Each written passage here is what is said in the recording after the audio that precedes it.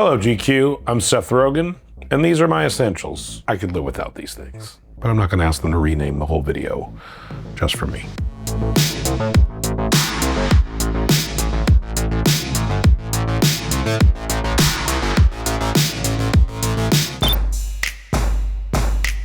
There's probably no greater cliche in all of the world than an actor thinking they're a photographer. You're around good lighting, you're around cinematic things all day, you work with cameras, you get it in your head to get some cameras and to try to learn about cameras, and as you should. I got really into panoramic cameras, probably the two greatest panoramic cameras of all time. These are two different kinds of panoramic cameras. The wide lux is cool. Jeff Bridges is like famous for using this. What's cool is it's a purely mechanical camera. It doesn't take any batteries or anything like that. So you need a light meter, which is separate to use it, and you set the stops, the frame rate using these. You can do it at a lower frame rate. See, this really illustrates. That's a 15th of a second. It's hard to load the film, and you'll see there's a little tiny slit that lets the light in, goes across as the lens happens, and it exposes. Zerp. It's taken a lot of pictures with this. I really like. I once brought it to Saturday Night Live and took some really cool pictures backstage. I found one with me and Steve Martin and Dave Franco and Jonah. I just sent it to them actually because I hadn't seen it in a long time. This is similar but different. The Hasselblad X-Pan is another panoramic camera that's very elusive and very hard to find. Much harder to find than the wide lux actually. Fuji manufactured the camera, and then some of them were rebranded as Hasselblads. This is one of the Fuji ones that was not rebranded. Let me focus. Boom. And I'm not naturally someone with a lot of energy, so I have to, and I do a lot, so I gotta get myself there chemically. Is caffeine a chemical? I don't know. I get there chemically with caffeine. And I do pottery, and I made this espresso. This is an espresso cup I made myself, for myself, which is sad to make a thing for yourself. But what defines essential more than something you made for yourself? It says my name on there. It says Seth, it's my maker's mark, and I had one made on Etsy. How do you make your espresso or coffee? I've experimented with having my own thing. I played a barista in a movie once, and so I learned how to do that. And honestly, I don't have as much time as I would like. What's funny, but then you go to Italy, they drink Nespresso in Italy. You would think Italians have more, love of the game than that. But you go to Italy, they're dropping Nespressos on your table at the fanciest restaurants. I'm like, they like this shit. It's like when you go to Jamaica, they really like Bob Marley. So, one of my essentials, again, I don't know if it's essential, it's a bag I like. I carry a bag around everywhere. My dad carries a purse. Now, you're like, nice man bag. He's like, it's a purse, it's a woman's purse. Me and my wife, we've always made fun of my dad for wearing a purse. We just think it's silly. And then one day, a few years ago, I was like, I just wish I had a bag to carry my stuff around. And my wife was like, you mean a purse?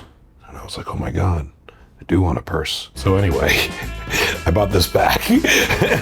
Do you call it a purse? I call it a bag. I call it a bag. But if someone's like, nice purse, I can't correct them because I believe it is technically a purse.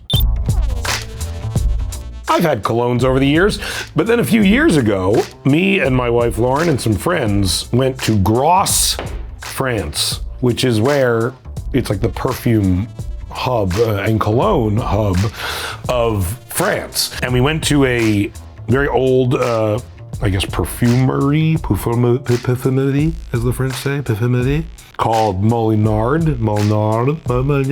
What you get to do there is you get to make your own like cologne or perfume, and you work with someone who's called a nose. A sommelier for perfume is a nose. And to become a nose, it's no fucking joke. You gotta like blind identify like 200 smells or something like that, which seems crazy. But a nose knows, this is my smell. And it smells good. And they keep your smell on file. So if you want to reorder your smell, which I have, they will remake your smell and then send it to you. So I'd like to thank my nose for helping me make this smell, and I think it smells good. I don't get any compliments. No one's ever complimented me on it, but I personally think it smells good. I lose a ton of lighters And I find that if I have a lighter that's like in any way distinguished from a normal Bic lighter, I'm much less likely to lose it. This is a lighter, it's called the Douglas Field Lighter. It's like a very old American company. It's from the 30s, I think. It's very easy, simple lighter. It screws shut on the bottom. You put in fluid and it doesn't leak out. Zippos kind of don't actually seal, and so the fluid evaporates very quickly. These ones actually seal, and so the fluid stays in them much better. And like the flick and close is very satisfying. And it works really well. And look at that. Look at that.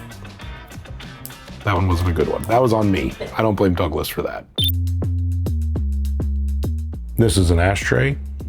I made this ashtray. I'm not allowed to talk about what I use this ashtray for, apparently. When I moved into my own place, I wanted nice ashtrays around.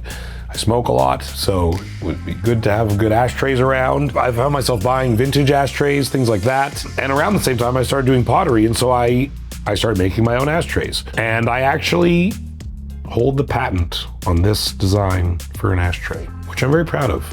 I don't know how many comedians are also patent holders. Can't imagine that many.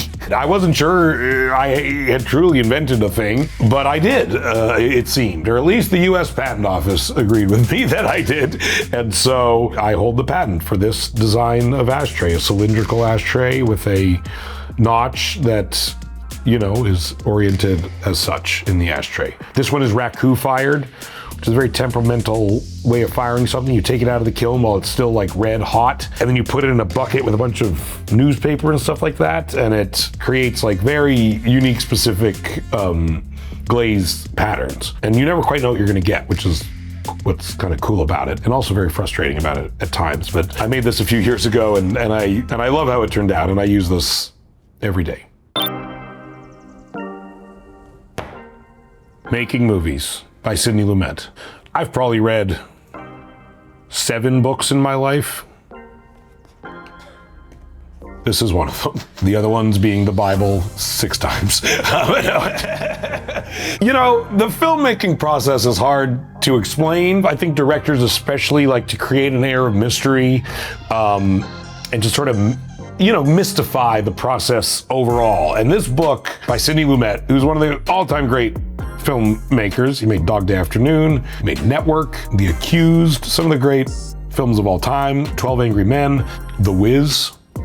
Come on. If anyone is ever thinking about making a movie or directing a movie, I cannot recommend they read this book more. He really breaks down his entire process. And it's not everyone's process, but he breaks down his process in a way that is so digestible and so methodical and really demystifying. And it talks about how he creates the tone of his movies and the style of his movies and the look of his movies. And it was written at a time that maybe isn't our time, so, you know, don't get mad at me if you read some things in here that maybe you feel are a little outdated. But in general, there's great stuff in this book, and I can't recommend it enough. These are pottery trimming tools. If you don't do pottery, feel free to fucking zone out now. But if you do pottery, when you throw a thing, that's when you make a thing on the pottery wheel, you form the top. I can show you using this. And if I was to throw this, the bottom of this would sort of be a lot of excess clay here at the bottom. So what you do is you wait for the thing to dry out and become what they call leather hard, which sounds like a great porn movie. It's also this how hard you want your pottery to be and how dry you want your pottery to be when you trim it. And so what you do is you take your thing and you put it upside down. This is how you make like the foot of the thing that you have thrown, and it spins upside down, and you use trimming tools to trim the excess clay off and shape the foot. And it's really hard to find good trimming tools. There are companies that make them, but like ones that are really sharp and very specific shapes are kind of hard to come by, and again are made by like people who sell them on Etsy and on their own online shops. These are called RD. They're very delicate. So if you buy these pottery tools, you have to be very careful with them because they're made of something called tungsten carbide, which is very sharp but incredibly fragile, and it essentially shatters like glass. So if I was to drop this off the table, for example, it would break, it would shatter, either of these. So you have to take care of your pottery tools, but if you're looking for good pottery tools, these are the ones to get. If you do ceramics, then listen up. A bat is a thing you put on the pottery wheel to make your work easy to remove. And there's a lot of different bats. So you throw a bowl and it's hard to get it off the wheel if you've thrown it on the wheel. And so you put a thing on the wheel that comes off the wheel itself. So you're not just fucking with this wet piece of clay that you just made, because in touching it, you can warp it and misshape it, which is what you don't want to do, which is why you have a bat system. I've gone through many bat systems in my life. I've bought a lot of different bat systems. This is by far the best bat system. This guy makes them. It's called Shin Tools. The pottery industry is a weird one because a lot of the tools are very specific and they're not mass produced. They're made by like individual people who sell them on Etsy. And so this guy sells these on Etsy. And what's great about this is like it's metal and the way it fits on the wheel is seamless.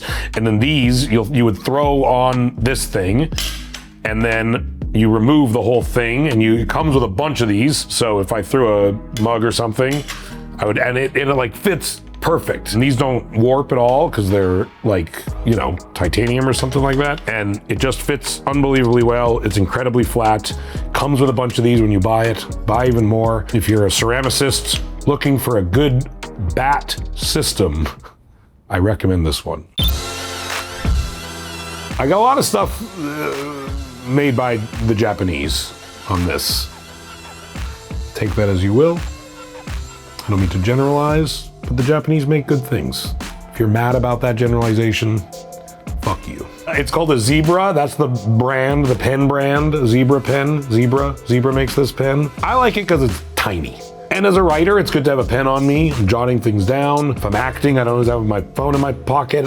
Sometimes a thing will come up and you want to really remember it. You want to make a note. You want to hand it to someone. And this is the pen I choose to have on me, mostly because it's tiny. It's a tiny little pen. Doesn't create a big pen bulge in your pocket, doesn't stick out, doesn't break, you don't get ink in your pants. It's a good, solid pen made by good, solid Japanese people.